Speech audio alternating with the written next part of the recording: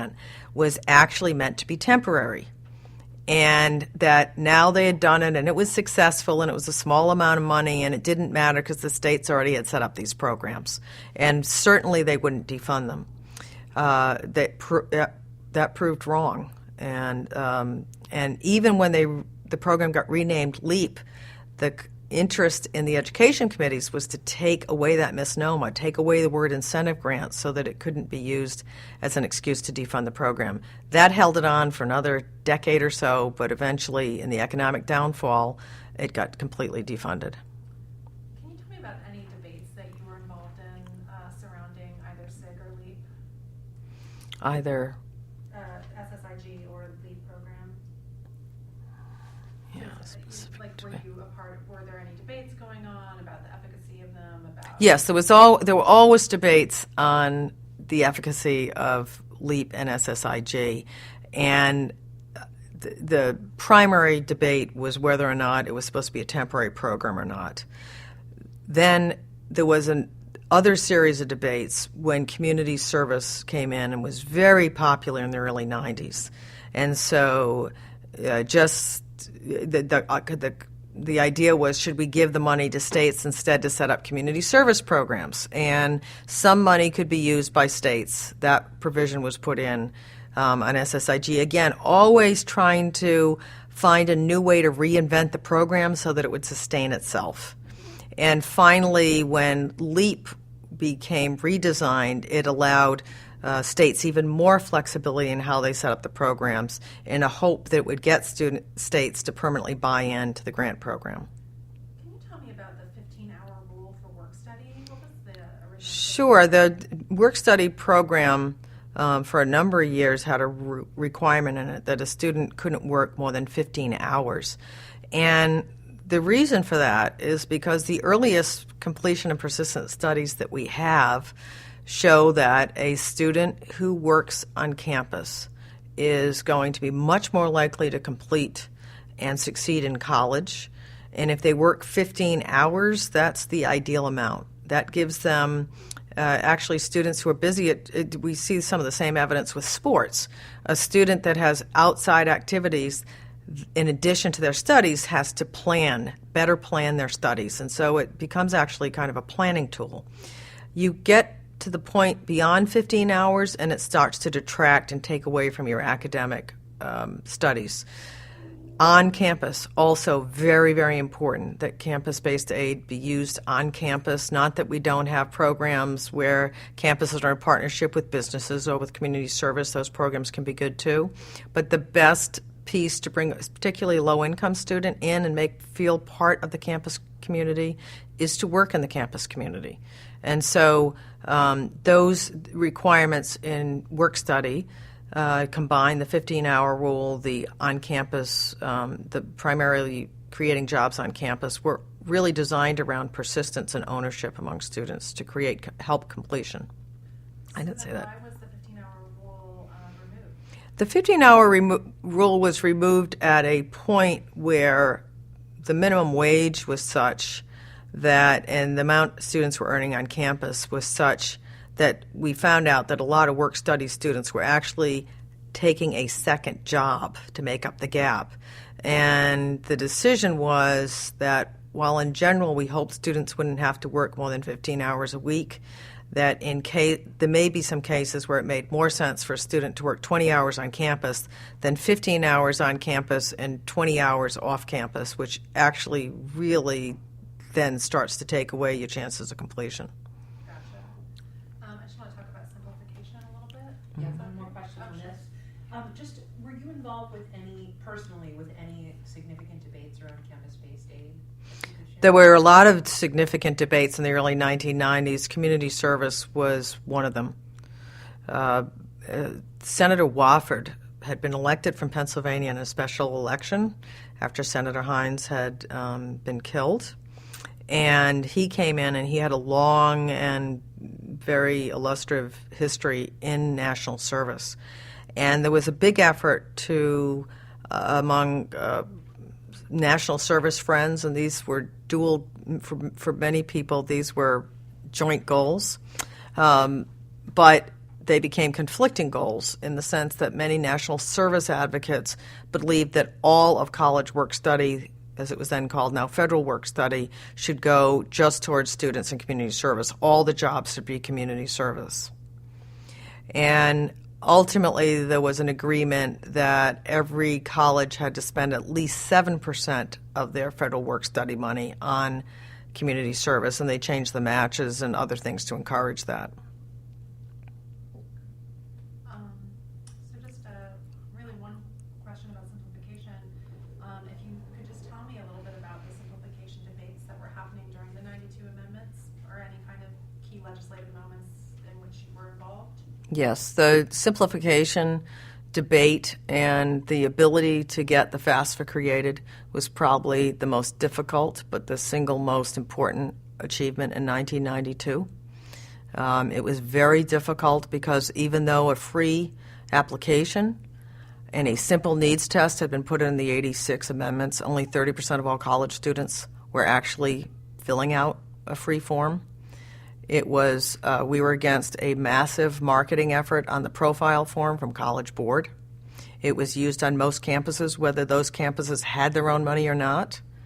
And we were really taking on a whole thought pattern on what the application for student aid process should be like, be about, what elements should be measured. And the real challenge with the profile was that it was essentially set up to measure to ensure that wealthy students weren't burying money. And the FAFSA was designed to make it as easy as possible for low-income families to apply. So we made a conscious decision that the FAFSA was going to be developed and the need analysis that went with it, with the low-income family in mind first. And if the consequence of that was that there might be a higher income family that didn't deserve an in-school interest subsidy on a student loan and they got it anyway, we just didn't care. And that it was much more important to ensure that a low-income family knew that aid would be available and could apply for it than it was to worry about whether some wealthier student was going to be charged interest while they were in school or not, because that's really what it comes down to. That's only the only difference between for a wealthy student on what their expected family contribution comes out to. But it was a very difficult battle. It went beyond the act. After the law passed, we literally had to work with the Department of Education on the MDE contracts that the College Board had in order to put pressure points in the contract that they had in order to really kind of ultimately get the profile from not being used. Even now in the private nonprofit colleges, which I represent, which have the most institutional aid, about 70% of them use the FAFSA in nearly all the public colleges. Now, there were other provisions put in there for simplification for low-income families that have never been appropriately implemented. They were envisioned in the law. They're allowed in the law. We paid for the scoring to make automatic eligibility on certain programs, and it's a real disappointment that for all the talk about simplification now, we're back with some of the risky ideas that existed in the early 1990s as a solution, which could get us actually back to the situation we were in before 1992. So the issues haven't changed much. I was looking at some of the historical papers from the 1992 reauthorization, and I was looking at the 5 key issues in the 92 reauthorization, and we could cut and paste those, and they are the issues of today. Their simplification, their completion, their integrity for the student aid programs, they're getting students early identified and keeping them in the pipeline who are at risk. And it's amazing to look at that. And it's student indebtedness. That was the 5th one. And they're exact same issues that we're looking at today. Can you describe some of the riskier ideas from the early 90s that you discarded? Yes. We discarded the idea of FAFSA on a postcard. It's exactly the same phrasing that's being used now, because for a couple of reasons. If you ask too many questions, you discourage low-income families. If you ask too few questions, you will create a market for an alternate form among the states, among the institutions that have a lot of money, and they have to be responsible for giving out that scholarship money appropriately. So they do sometimes need to ask additional questions. So the key with the FAFSA is to make it long enough to have integrity and short enough to be used. And it's a delicate balance. We had envisioned 3 separate forms coming out of this. A form where a low-income family, an automatic zero family, which is a concept that we created. So if your income was below $30,000, all you had to do was sign the form and you would be done with it. One question. We imagined the EZ form that would be for families below $50,000 who met the simple needs test, so you didn't have to ask any assets. And then the longer form, the more complicated questions, that never got implemented. And I think it's opened us up to the worry of getting something too short, and that'll bring back in private forms and the money that goes with it. The second issue on it is that by having need analysis in law, Congress controls the purse. And the need analysis and the FAFSA just reflect what's in the FAFSA reflects what's in the need analysis that's in the law.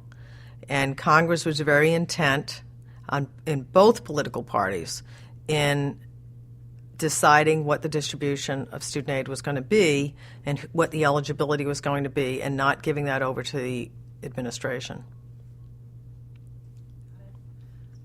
Just a concluding question, if that's okay with you guys? Or Yes, did you how wanna do- important is the Clinton Gingrich thing? Do we need to get that right?